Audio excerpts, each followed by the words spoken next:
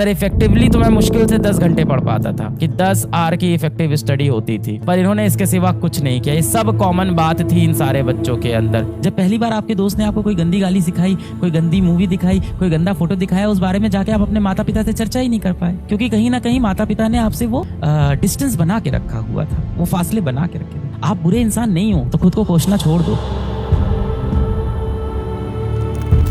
इन सारे बच्चों को, इन सारे जितने भी जिसके 700 प्लस आ रहे हैं बेटा, जिसके भी 680 प्लस आ रहे हैं, सबकी स्ट्रैटेजी अलग अलग रही, पर सबकी कुछ कॉमन बातें थी। सबसे पहली कॉमन बात थी फॉलो द बैच। इन सब ने बैच को बहुत ब्लाइंडली फॉलो किया। टीचर्स बार बार चेंज नहीं किए, डू नॉट चेंज टीचर्स। उन्होंने बार बार अपने टीचर चेंज नहीं किए कि ये टॉपिक इस टीचर से पढ़ लेते हैं, वो टॉपिक उस टीचर से पढ़ लेते हैं, ये सब काम इन्होंने नहीं किया। तीसरी इंपॉर्टेंट बात, नेवर हैव बैकलॉग। तो इन सब की एक खास बात थी कि इन सब के बैकलॉग होते ही नहीं थे। तो इन सब से मैंने बात की, किसी के 5, किसी के 10, इससे ज्यादा बैकलॉग किसी के भाई नहीं। और जिस दिन इनके बैकलॉग बनते थे एकदम जिद पे आ जाते थे कि संडे से पहले अपना बैकलॉग मैं खत्म कर दूंगा। कुछ और भी खास बात निकल के आई कि इन सब ने, देखो कहने को तो इन सब ने यही बोला कि मैं 10 से 12 घंटे पढ़ा हूँ, पर अगर मैं बात करूँ तो इन सब ने पिछले 1 साल में, 1.5 साल में सोने, नहाने और पढ़ने के सिवा जीवन में कुछ नहीं किया था। अब भले ही ये कितना भी आपको बताएं, आप कहीं भी सुनते हो, पर जितना मैं डिटेल में गया, डिटेल में समझा, सोना, नहाना, पढ़ना, खाना पकड़ लो इसके सिवा इन्होंने कुछ भी नहीं किया है। मतलब मैं एवरेज लगा रहा था तो 16 घंटे ही निकल के आ रहे थे कि 16 घंटे। फिर सब बोले नहीं सर 16 घंटे कहाँ, सर इफेक्टिवली तो मैं मुश्किल से 10 घंटे पढ़ पाता था कि 10 आवर की इफेक्टिव स्टडी होती थी, पर इन्होंने इसके सिवा कुछ नहीं किया। ये सब कॉमन बात थी इन सारे बच्चों के अंदर। एक और बड़ी कॉमन बात थी इन सारे बच्चों की कि ये सारे टेस्ट देते थे और इन सब टेस्ट का एनालिसिस करते थे, पर बहुत हार्डकोर रिवीजन करते थे। बहुत ज्यादा एम्फेसिस दिया सबने रिवीजन के ऊपर कि बहुत ज्यादा रिवीजन करते थे। एक जो खास बात इन सभी टॉपर बच्चों से, इन सभी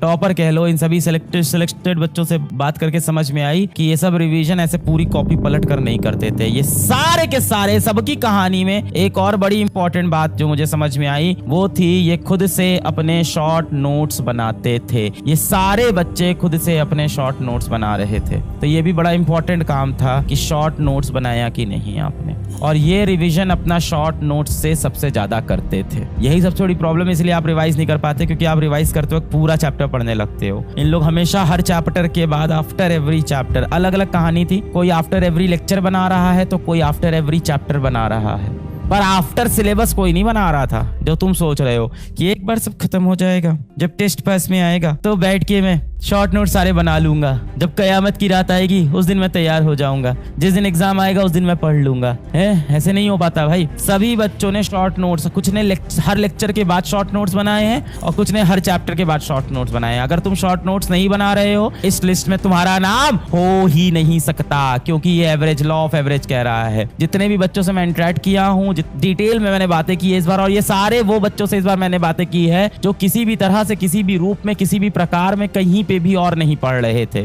जैसे आप लोगों से बहुत से लोग मैंने यूट्यूब पे देखा कमेंट करते हैं कि किसी ऑफलाइन कोचिंग भी जाते थे साथ में फिजिकल, नहीं, ये सारे बच्चे प्योरली बैच से पढ़ रहे थे। इन सब की कहानी के अंदर ये चीज कॉमन थी कि सबके सब शॉर्ट नोट्स बनाते थे।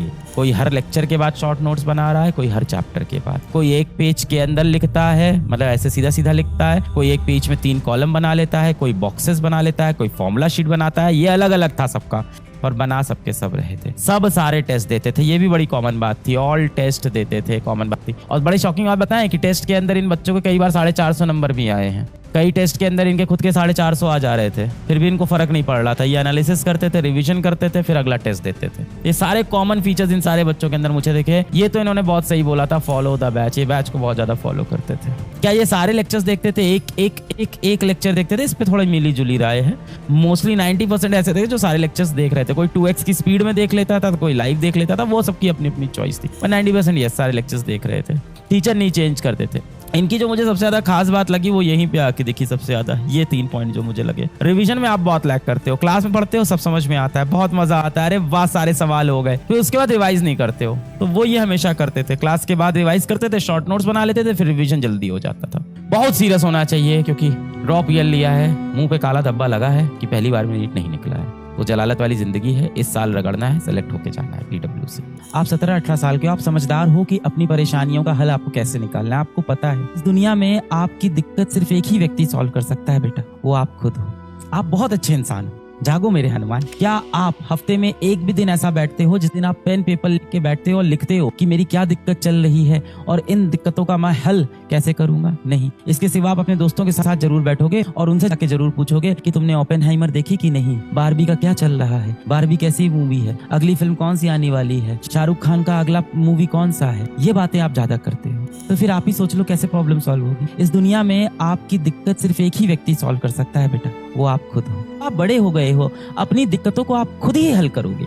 कुछ नहीं करना है, कॉपी पेन लेके आज बैठना है। एक चीज है जिससे सब सॉल्व हो जाएगा, वो चीज क्या है? संघर्ष। आप संघर्ष नहीं करना चाहते जीवन से।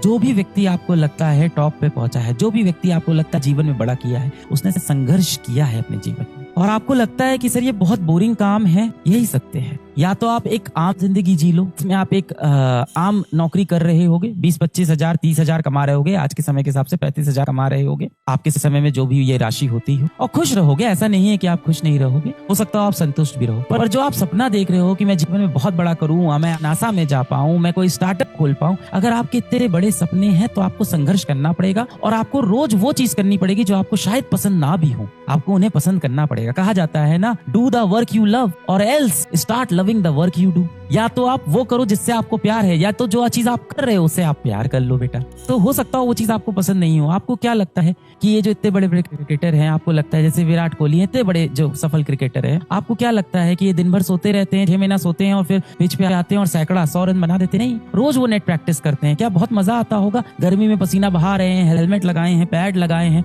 बहुत डिफिकल्ट होता है। वो भी इतने सारे इक्विपमेंट लगा के बैटिंग कर रहे हैं, 6-6 घंटा नेट में प्रैक्टिस कर रहे हैं और मारे जा रहे हैं, बॉल को मारे जा रहे हैं। तो रोज करने का किसका मन है? उनका नहीं मन करता होगा कि जाके वो पराठे खाएं, अच्छे खाना खाएं, अच्छे पकवान खाएं। और एक इंटरव्यू में मैंने देखा था, 4 साल तक उन्होंने अपना सबसे फेवरेट जो खाना था वो नहीं खाया था।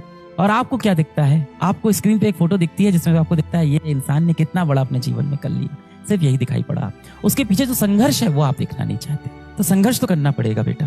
आप ना सबसे प्योर फॉर्म हो। क्यों मैं प्योर बोल रहा हूँ? आपको लगता होगा मैं प्योर नहीं हूँ, मेरे अंदर कितनी गंदगी है, लगता है ना कई बार मैं कितना गुनहगार हूँ, ये बहुत होता होगा, खुद से खुद को दोष देना। और पता है क्यों देते हो आप? कि मैं कैसी बातें करता हूँ दोस्तों के साथ, कितनी गाली गलौज करने लग गया हूँ मैं, कितनी गंदी गंदी गालियां देता हूँ, कितनी गंदी गंदी बात करता हूँ, कितने गंदे गंदे मैं मूवीज देखने लग गया हूँ। सबके साथ होता है, कोई दिक्कत की बात नहीं हुई है। आप असल में भी बुरे आदमी नहीं हो। जब रोड के किनारे आपको एक गरीब आदमी दिखता है तो आपके मन में उसके लिए दर्द उठता है ना, तो आप अच्छे आदमी हो, चीजें सही हो जाएगी।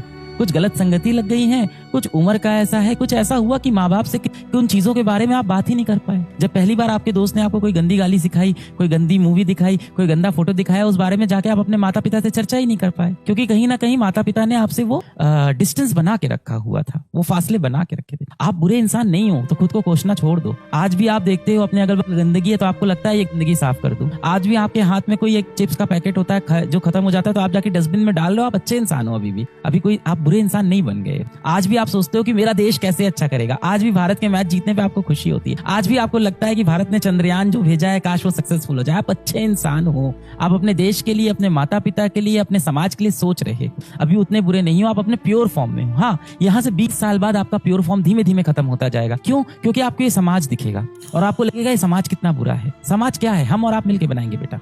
आप बहुत अच्छे इंसान, जागो मेरे हनुमान, मैं इतना ही कर सकता हूँ। या तो अपने दिल पे हाथ रख के आप ये बोल दो कि आप एकदम सच्ची लगन से, सच्ची निष्ठा से, सच्चे दिल से, एकदम सच्चे, एकदम सच्चे। मैं एकदम तुमसे बात कर रहा हूँ बेटा, तुम ही से बोल रहा हूँ बेटा।